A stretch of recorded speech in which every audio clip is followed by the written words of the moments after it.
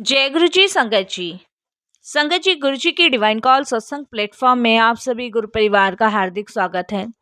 शुक्राना गुरु जी महाराज का कि उन्होंने मुझे ये सेवा दी कि मैं आप सभी गुरु परिवार के समीप आके गुरु जी के कल्याण महिमा अनुभव का वर्णन कर पा रही हूँ। अनंतम शुक्राना मेरे गुरु जी महाराज का।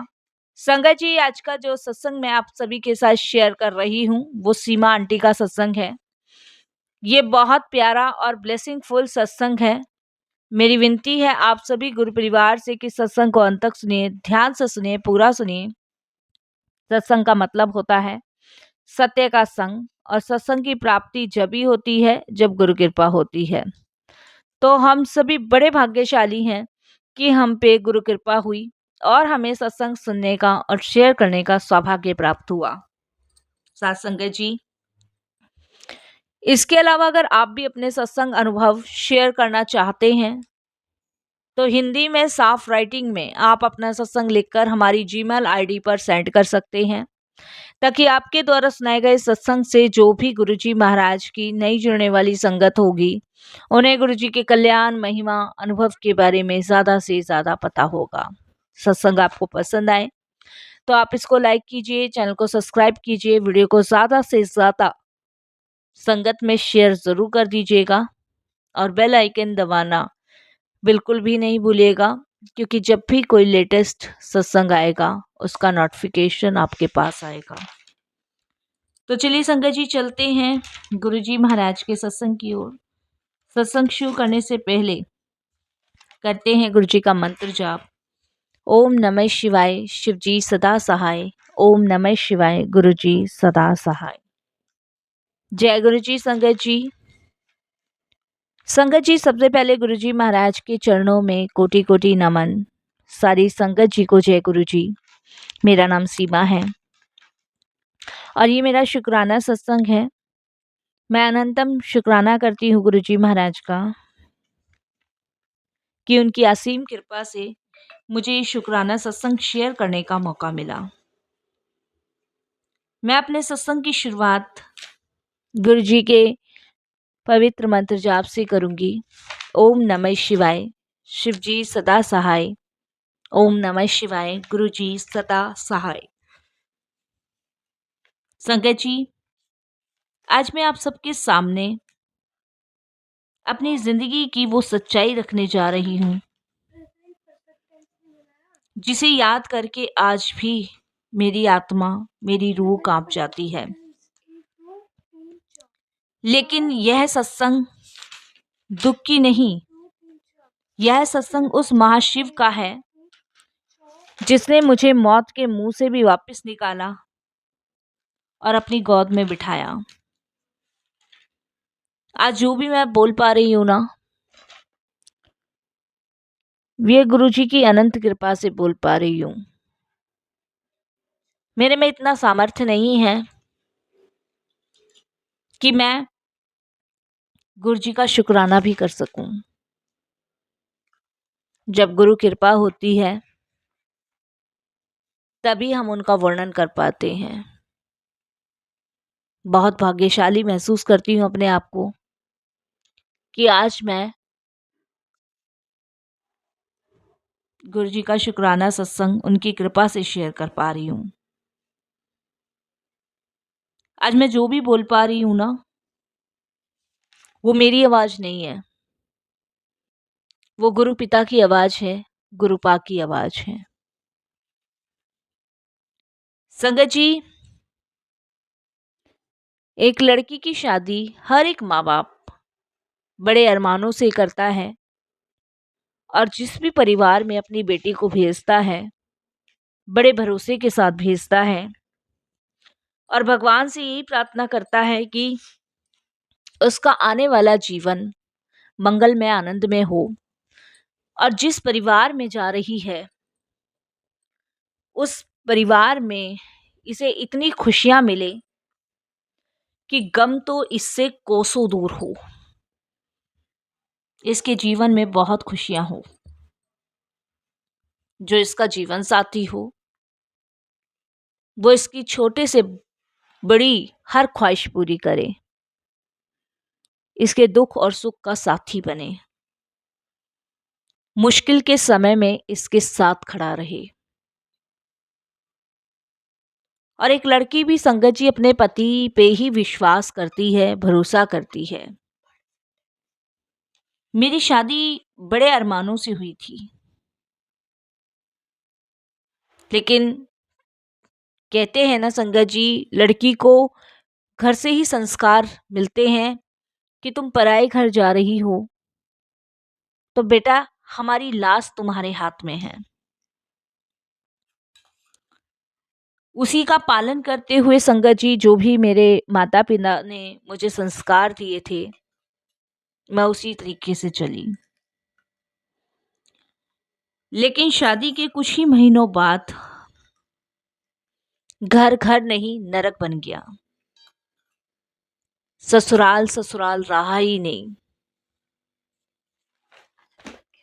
पति का व्यवहार और उनका स्वभाव इतना बदल गया कि छोटी छोटी बातों पर हाथ उठाना उनके लिए तो आम सी बात हो गई थी।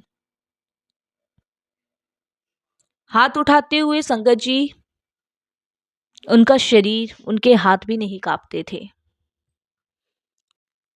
उनके लिए तो एक आम बात सी होती जा रही थी। सास ससुर का ताना मारना, पति का शराब पीकर आधी रात को घर आना और फिर मारपीट करना, यह मेरी रोज की नियमित दिनचर्या बन गया था। संगत जी, बहुत सारी चीजें बदलने की कोशिश करी मैंने, लेकिन कुछ भी नहीं बदला।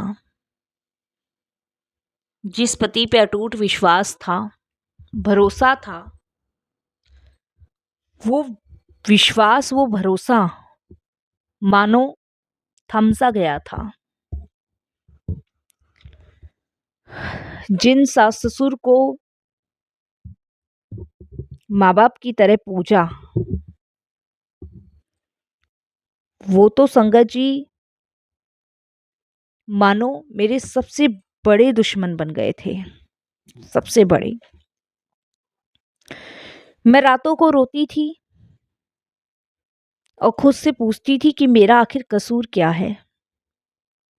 अब समझ सकते हैं संगत जी, ऐसे में इंसान सिर्फ अपने आप से सवाल पूछता है, क्योंकि घुट घुट के जीना मेरी आदत सी बनती जा रही थी। पति का मारपीट हो करना वो उनकी आदत बन गई थी। सास ससुर का दिन पर दिन ये ताने देना कि सोचा क्या था और निकला कूड़ा, मेरे को अंदर ही अंदर घोट रहा था। कई बार तो रात भर ठुठरती ठंड में मुझे कमरे से बाहर निकाल दिया जाता था, खाने के लिए तरसाया जाता था।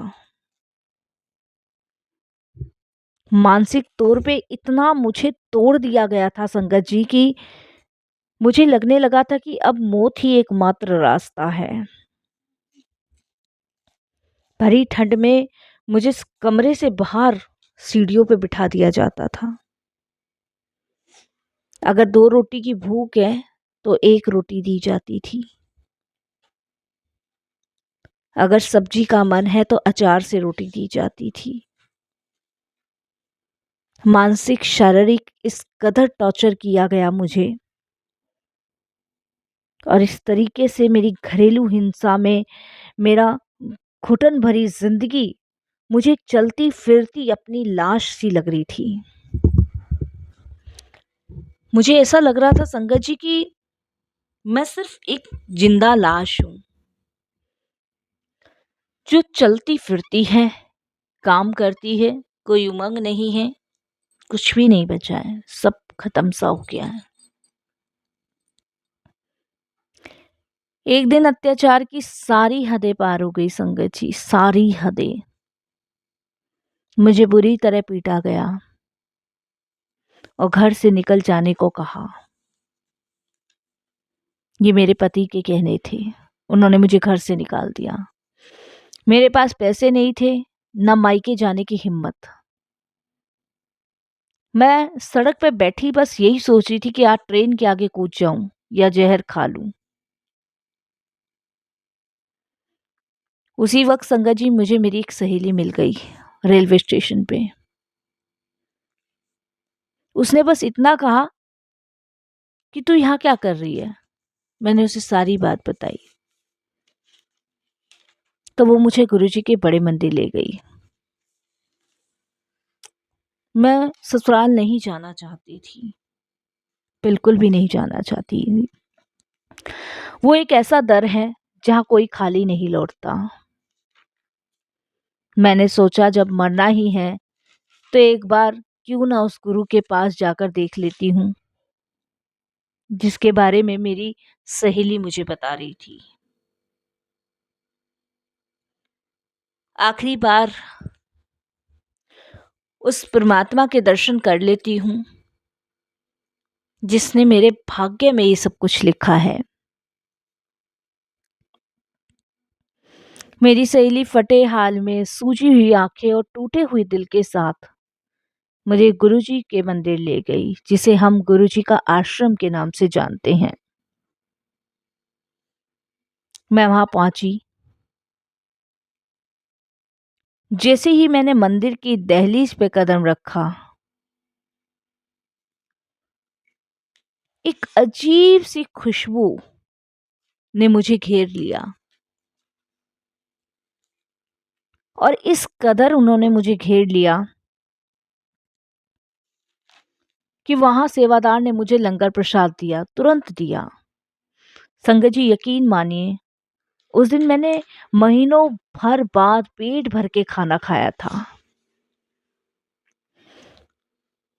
लंगर खाते खाते मेरे आंसू निकल रहे थे। मुझे लगा जैसे कोई मेरे सिर पर हाथ रखकर कह रहा हो, पुत्र अब तू मेरे कोल आ गई है, अब फिक्र ना कर। उस दिन के बाद से संगत जी मेरी लाइफ में चमत्कार शुरू हुए। गुरुजी ने मुझे साक्षात दर्शन नहीं दिए, लेकिन अपनी उपस्थितियों का एहसास जरूर कराया। धीरे धीरे मेरा डर खत्म होने लगा।